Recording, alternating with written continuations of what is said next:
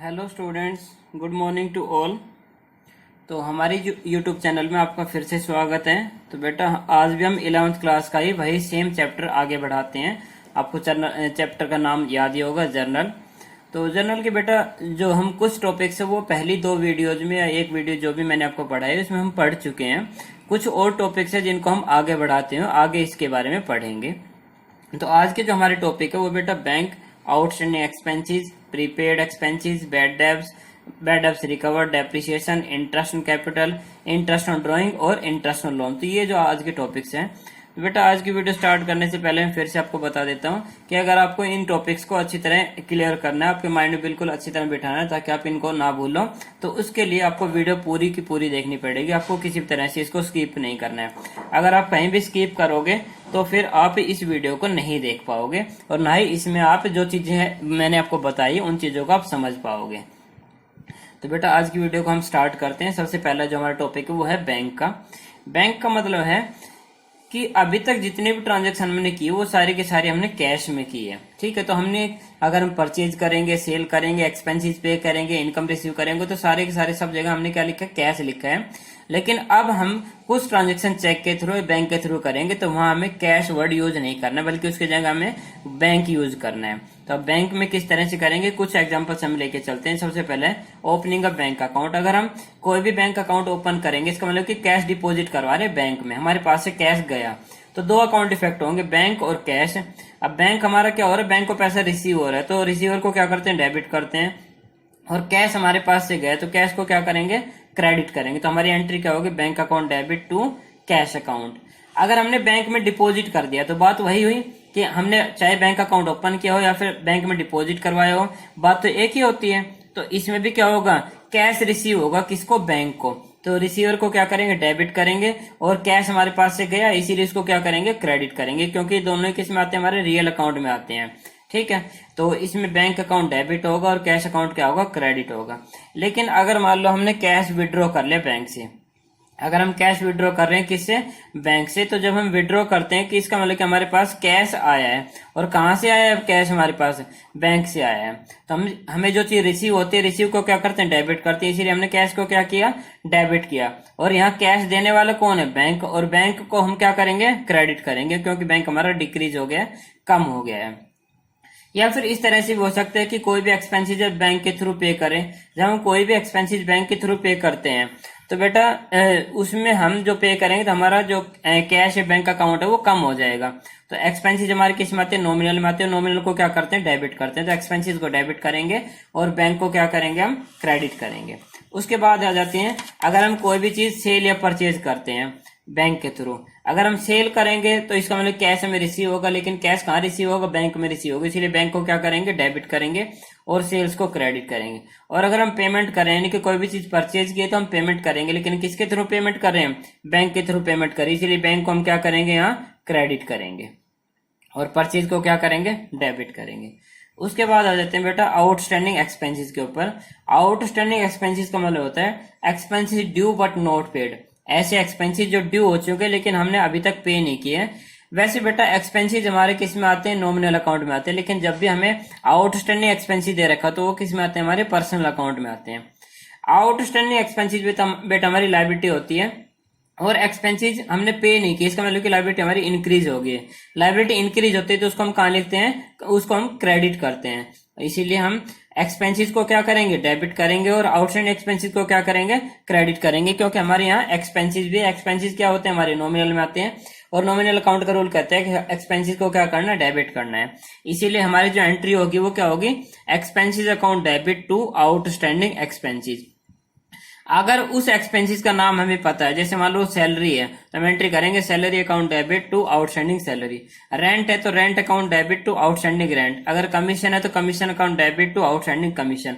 तो इस तरह से बेटा एक्सपेंसेस को डेबिट करना है और आउटस्टैंडिंग एक्सपेंसेस को क्या करना है, क्रेडिट करना है। उसके बाद आ जाते हैं बेटा प्रीपेड पे। प्रीपेड एक्सपेंसेस का भी आपको बताया था। प्रीपेड एक्सपेंसेस मतलब है एक्सपेंसेस पेड इन एडवांस।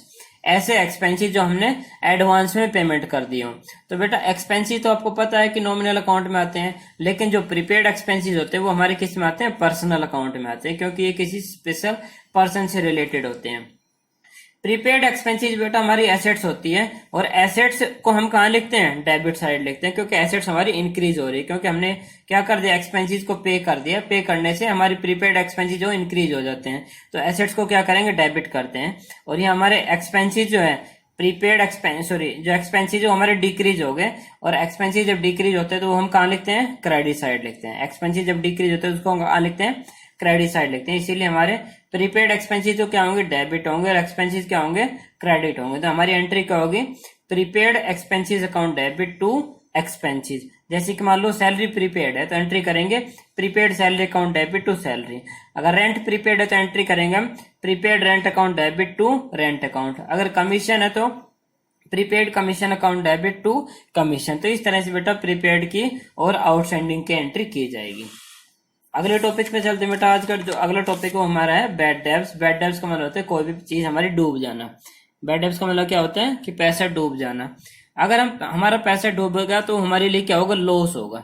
और लॉस हमारा किस में आता है, नॉमिनल अकाउंट में आता है। नॉमिनल अकाउंट का रूल क्या कहता है, debit all expenses and losses, की जो भी एक्सपेंसेस या लॉस होगा उसको क्या करना है, हमें डेबिट करना है। तो यहाँ बैड डेब्ट्स को क्या करेंगे, डेबिट करेंगे। तो bad debts account debit to, हम उसको ही क्रेडिट करेंगे जिसके पास हमारा पैसा डूबा है, यानी कि यहाँ उस पर्सन का नेम आ जाएगा, टू पर्सन नेम। जैसे कि मान लो X owed ₹2000 and nothing could be received from him, कि एक्स ने हमसे पैसे लिए थे कितने, 2000 रुपए, और कुछ भी हमें उससे नहीं मिला, इसका हमारा पैसा डूब गया है। तो एंट्री क्या करेंगे, bad debts account debit to, किससे डूबा है वो हमारा, एक्स से डूबा, तो यहाँ लिखेंगे 2x। तो कितना रुपए डूब गए, 2000, तो 2000 की एंट्री करेंगे हम। उसके बाद रहते हैं बेटा बैड डेब्ट्स रिकवर्ड। अगर जो पैसा हमारा डूब गया था, अगर उसमें से कुछ अमाउंट मिल जाता है, फुल अमाउंट मिल जाता है, तो वो हमारा क्या होता है, बैड डेब्ट्स रिकवर्ड होता है। वो हमारा क्या होता है, बैड डेब्ट्स रिकवर्ड होते हैं। बैड डेब्ट्स रिकवर जब भी होगा तो हमें कैश में रिसीव होगा। तो बैड डेब्ट्स रिकवर्ड होगा तो हमारे लिए क्या होगा, गेन होगा। गेन किस में आता है, नॉमिनल अकाउंट में आता है। नॉमिनल अकाउंट का रूल क्या कहता है, credit all incomes and gain, यानी कि बैड डेब्ट्स रिकवर्ड को क्या करना है, हमें क्रेडिट करना है। बेटा जो बैड डेब्ट्स रिकवर्ड हमें रिसीव होगा तो वो कैश में रिसीव होगा, तो इसीलिए उसकी एंट्री क्या होगी, cash account debit to bad debts recovered. जैसे कि मान लो 2000 रुपए हमारे डूब गए थे, ये हमें मिल गए, तो हमारी एंट्री क्या होगी, cash account debit to bad debts recovered, कितना, 2000 रुपीज। ठीक है बेटा। अब आ जाते हैं हम नेक्स्ट टॉपिक पे। नेक्स्ट टॉपिक हमारा डेप्रिसिएशन। डेप्रिसिएशन को बेटा हिंदी में बोलते हैं ह्रास। वैसे तो बेटा जो ये डेप्रिसिएशन का मतलब है ह्रास, इसको इंग्लिश मीडियम के छोटे हिंदी मीडियम वाले बच्चे भी इसको नहीं समझ पाएंगे कि ह्रास क्या होता है। ह्रास का मतलब होता है कि जो डेप्रिसिएशन होता है, कोई भी जब फिक्स्ड एसेट होती है उसको हम यूज करते जाते हैं, जैसे जैसे हम उसको यूज करते जाएंगे उसकी जो वैल्यू वो कम होती जाती है। तो यूज करने पे किसी भी फिक्स्ड एसेट की जितनी भी वैल्यू कम होती है, उस कम हुई वैल्यू को ही हम क्या बोलते हैं, डेप्रिसिएशन बोलते हैं।